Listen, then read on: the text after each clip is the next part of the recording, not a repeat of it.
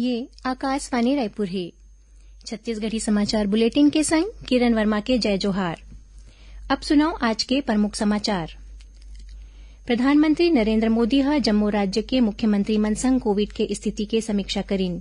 ओमन आशा व्यक्त करीन कि देश सब्बों के प्रयास ले कोविड के खिलाफ लड़ाई में सफल होही। कोरबा जिला के अमर ज्योति जाहिरे और धमतरी जिला के शौर्य प्रताप चंद्राकर ला ए साल के राज्य वीरता पुरस्कार पर चुने गए हैं।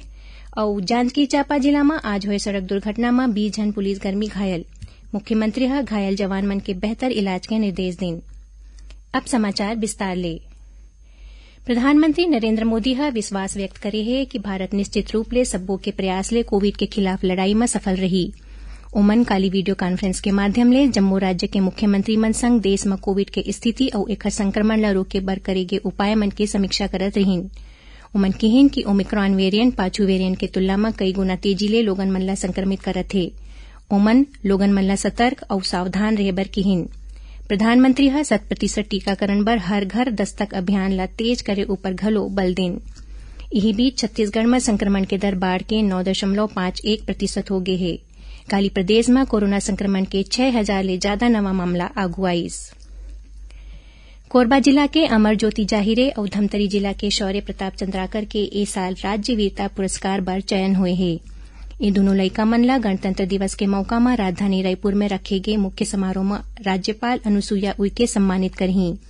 ये लइका मन ला पुरस्कार स्वरूप 15-15 हजार रूपया, प्रशस्ति पत्र और चांदी के मेडल प्रदान करे जाही। महिला और बाल विकास मंत्री अनिला भेड़िया के अध्यक्षता में छत्तीसगढ़ राज्य बाल कल्याण परिषद के जूरी समिति राज्य वीरता पुरस्कार बर दोनों के नाव के घोषणा करीन। ये लइका मन साहस के परिचय देवत अपन जान के परवाह करे बगैर अपन सूझबूझ ले दूसर मन के जान बचाइन है। जांजगीर चांपा जिला के शिवरीनारायण क्षेत्र में आज बिहनिया पुलिस जवान मन ले भरे एक बस ला ट्रक हम टक्कर मार दिस। ये हादसा में 20 जन पुलिसकर्मी घायल हो गए हैं, जेमा कुछ महिला सिपाही घलो शामिल हवे। मिले जानकारी अनुसार बिलासपुर ले करीब 45 पुलिसकर्मी बस में सवार होके माल खरौदा क्षेत्र के गांव मोहतरा में होवैया मुख्यमंत्री के कार्यक्रम में ड्यूटी करे बर जात रहीन। यही दौरान कनसदा गांव करा आगू ले आवत तेज रफ्तार ट्रक पुलिसकर्मी मन के बस ला टक्कर मार दिस।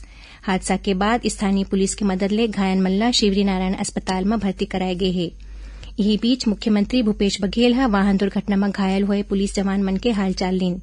ओमन बिलासपुर रेंज के पुलिस महानिरीक्षक ले दूरभाष में चर्चा करके घटना की जानकारी लीन और घायल जवान मन के बेहतर उपचार के निर्देश दिन। प्रदेश में अवैया 20 जनवरी के होवैया त्रिस्तरीय पंचायत चुनाव पर राज्य निर्वाचन आयोग डहार ले सब्बो तैयारी मन ला आखिरी रूप देहे जाथे। आम और उपचुनाव के तहत पंच के 330 पद पर 733 उम्मीदवार चुनाव मैदान में हैं। उन्हें सरपंच के 152 पद पर 455, जनपद सदस्य के 27 पद पर 88 और जिला पंचायत सदस्य के 3 पद पर 12 प्रत्याशी अपन किस्मत आजमावत हैं।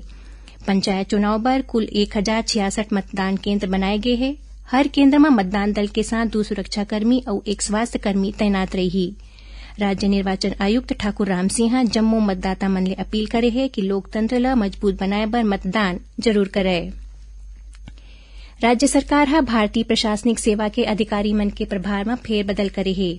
जारी आदेश अनुसार एस प्रकाश ला परिवहन विभाग के सचिव, उन्हें टोपेश्वर वर्मा ला जल जीवन मिशन के संचालक के अतिरिक्त प्रभार दे गए है। महादेव कावरे ला दुर्ग संभाग के आयुक्त नियुक्त करे गए है। ऐसने श्यामलाल धावड़े बस्तर संभाग के आयुक्त होही। सुनील कुमार जैन ला स्कूल शिक्षा विभाग के विशेष सचिव के संगे संग लोक शिक्षण संचालक के अतिरिक्त प्रभार सौंपे गए है। डोमन सिंह ला बलौदा बाजार भाटापारा जिला के और नीलेश कुमार महादेव क्षीरसागर ला महासमुंद जिला के कलेक्टर बनाए गए है। एकर अलावा गरियाबंद जिला के कलेक्टर नम्रता गांधी होही। उन्हें कुलदीप शर्मा ला कोरिया और ऋतुराज रघुवंशी ला नारायणपुर और ऋचा प्रकाश चौधरी ला गौरेला पेंड्रा मरवाही के कलेक्टर बनाए गए हैं। संसद के बजट सत्र 31 जनवरी ले शुरू हुई। बजट सत्र के पहला चरण 31 जनवरी ले 11 फरवरी तक चलही, जबकि दूसरा चरण 14 मार्च ले 8 अप्रैल तक आयोजित करे जाही। दूसरा चरण के समयावधि सरकार की जरूरत ऊपर निर्भर हुई।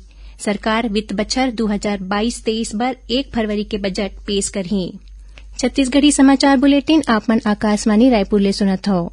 छत्तीसगढ़ के खबर ले है आपके वास्ता और खबर के विश्वसनीयता ले है हमार वास्ता।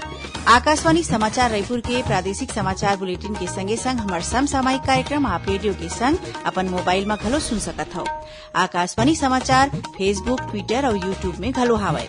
हमार फेसबुक पेज हरे Chhattisgarh news on AIR, Twitter handle CGAIR news और हमार यूट्यूब चैनल हरे छत्तीसगढ़ AIR न्यूज। तो अब रेडियो के संगे संग आपके मोबाइल के माध्यम ले हम आप तक पहुंचत हन। छत्तीसगढ़ के हर खबर बर सुनत रहो आकाशवाणी समाचार। अब आगू बढ़बो बांचे समाचार को ती सुनैया मन ल बता दन कि आजादी के अमृत महोत्सव के तहत प्रादेशिक समाचार एकांश आकाशवाणी रायपुर डहाले प्रश्नोत्तरी कार्यक्रम शुरू करे गे हवय। एमा छत्तीसगढ़ी बुलेटिन सुनैया मन बर आज के सवाल हवय। राव साहब के उपाधि लहुटाए के बाद पंडित वामन राव लाखे ल रायपुर के जनता ह कौन उपाधि ले विभूषित करे रिहिन। सवाल एक घाव और सुन लेवो। राव साहब के उपाधि लहुटाए के बाद पंडित वामन राव लाखे ल रायपुर के जनता ह कौन उपाधि ले विभूषित करे रिहिन। श्रोता मन अपन जवाब ईमेल ID raipursawl@gmail.com में या फोन नंबर 9424208182 में SMS के माध्यम ले भेज सकत हैं। जौन श्रोता के सही जवाब सबले पहली मिलही ओला विजेता माने जाही और ओकर नाव के घोषणा काली के छत्तीसगढ़ी समाचार बुलेटिन में करे जाही। संगे संग ओला प्रादेशिक समाचार एकांश डहाले ई प्रमाण पत्र घलो दे जाही। देश के आने आने जगह मन में मकर संक्रांति के परब आज उत्साह के संग मनाए जाथे। सूर्य के उत्तरायण में प्रवेश करे में ए तिहार मनाए जाथे। ए तिहार अच्छा फसल, खुशहाली और सौभाग्य प्रदान करे पर प्रकृति के प्रति आभार के प्रतीक हरय। देश के आने आने हिस्सा में ए तिहार ले कई नाव ले जाने जाथे। ए तमिलनाडु में पोंगल, गुजरात में उत्तरायण, असम में बिहू और पश्चिम बंगाल में पौष संक्रांति के रूप में मनाए जाथे। उपराष्ट्रपति M वेंकैया नायडू ह मकर संक्रांति और पोंगल बर देशवासी मन ल शुभकामना दिन हे। उन्हें प्रधानमंत्री नरेंद्र मोदी ह घलो मकर संक्रांति, माघ बिहू, भोगी और पोंगल बर लोगन मन ल बधाई दिन हे। एती छत्तीसगढ़ में घलो मकर संक्रांति के मौका में आने आने कार्यक्रम के आयोजन करे जाथे। इही बीच आज 1 करोड़ ले ज्यादा मनखे मन वैश्विक सूर्य नमस्कार कार्यक्रम में भाग लीन। कांकेर जिला में आज माओवादी मंडाहा ले करेगे IED विस्फोट में SSB के एक जवान घायल हो गए है। बस्तर रेंज के पुलिस महानिरीक्षक P सुंदरराज घटना के पुष्टि करत बताइन कि SSB के जवान अपन दूसर साथी मन ला भोजन देके मोटरसाइकिल ले लहुटत रहिस। इही दौरान कोसरुंडा कैंप कर माओवादी मन IED विस्फोट करे के संगे संग फायरिंग शुरू कर दिन, जेमा ये जवान गंभीर रूप ले घायल हो गए। घायल जवान ला इलाज खातिर अंतागढ़ जिला अस्पताल लाए के तैयारी करे जाथे। राष्ट्रीय युवा दिवस के उपलक्ष्य में पत्र सूचना कार्यालय और प्रादेशिक लोक संपर्क कार्यालय रायपुर के संयुक्त तत्वावधान में क्षेत्रीय लोक संपर्क कार्यालय जगदलपुर के सहयोग ले आज आजादी का अमृत महोत्सव सक्षम युवा सशक्त युवा विषय ऊपर वेबिनार के आयोजन करेगी। और अब पेश है मौसम के हाल। बंगाल के खाड़ी ले आवत नमीयुक्त गरम हवा के सेती काली प्रदेश में एक दू जगह मन में हल्का वर्षा होए या गरज चमक के संग छींटा पड़े के संभावना हवय। मौसम विभाग के अनुसार इस समय एक द्रोणिका दक्षिण अंदरूनी कर्नाटक ले उत्तर अंदरूनी ओडिशा तक स्थित हवय। एखर असर ले उत्तर छत्तीसगढ़ में ठंडा और शुष्क हवा के संग बिहनिया कोहरा छाया रहे के संभावना हवय। उन्हें काली के बाद प्रदेश के न्यूनतम तापमान में गिरावट आए के घलो आसार हरय। आखिर में प्रमुख समाचार एक घाव फेर। प्रधानमंत्री नरेंद्र मोदी ह जम्मू राज्य के मुख्यमंत्री मन संग कोविड के स्थिति के समीक्षा करीन। ओमन आशा व्यक्त करीन कि देश सब्बो के प्रयास ले कोविड के खिलाफ लड़ाई में सफल होही। कोरबा जिला के अमर ज्योति जाहिरे और धमतरी जिला के शौर्य प्रताप चंद्राकर ला ए साल के राज्य वीरता पुरस्कार बर चुने गए हे। और जांजगीर चांपा जिला में आज हुए सड़क दुर्घटना में 20 जन पुलिसकर्मी घायल। मुख्यमंत्री ह घायल जवान मन के बेहतर इलाज के निर्देश दिन। एकरे संग छत्तीसगढ़ी समाचार बुलेटिन इहें सिरावत हे। जय जोहार।